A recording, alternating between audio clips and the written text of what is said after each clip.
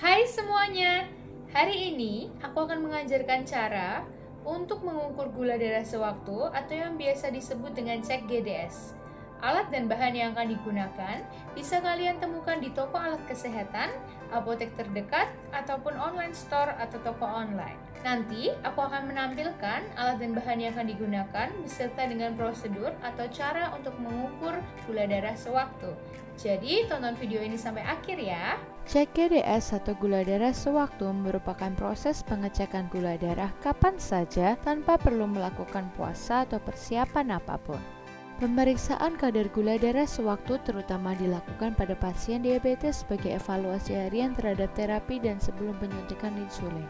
Biasanya cek GDS dilakukan sebelum makan dan 2 jam setelah makan. Selain untuk pasien diabetes, pemeriksaan ini juga dilakukan pada pasien yang dicurigai mengalami hipoglikemi atau hiperglikemia.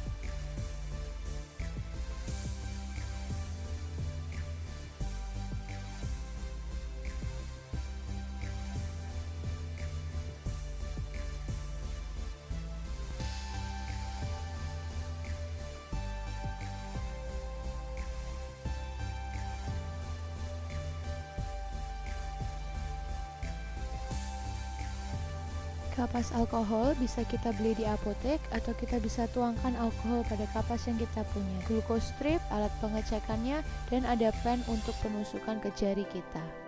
Ini adalah glucose strip, di dalamnya terdapat banyak.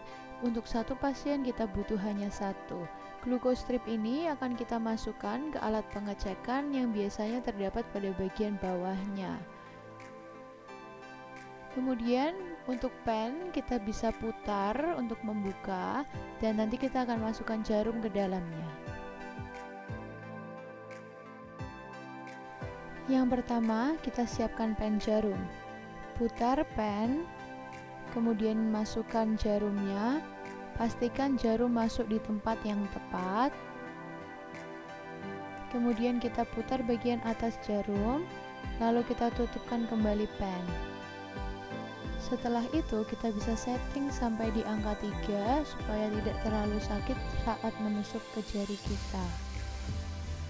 Kemudian buka glucose strip dan ambil satu strip saja. Pastikan kita memegang dengan benar, jangan sampai kita pegang bagian yang akan terkena darah. Kemudian kita masukkan strip ke alat pada bagian bawahnya. Pastikan kita memasukkan sampai seluruhnya masuk sehingga menunjukkan alat menyala secara otomatis. Prinsip pengecekan GDS adalah bersih. Pastikan kita mencuci tangan sebelum melakukan pemeriksaan GDS. Kemudian siapkan kapas alkohol, kita bisa sisihkan satu di sebelah tempat, kemudian yang satu kita gunakan untuk mengusap jari yang akan ditusuk. Usap sekali secara perlahan, kemudian kita lakukan penusukan. Pastikan pen ditarik terlebih dahulu dan kita cek apakah jarum bisa menusuk. Jika sudah bisa, kita tarik sekali lagi, kemudian kita tusukkan pada bagian yang sudah dibersihkan.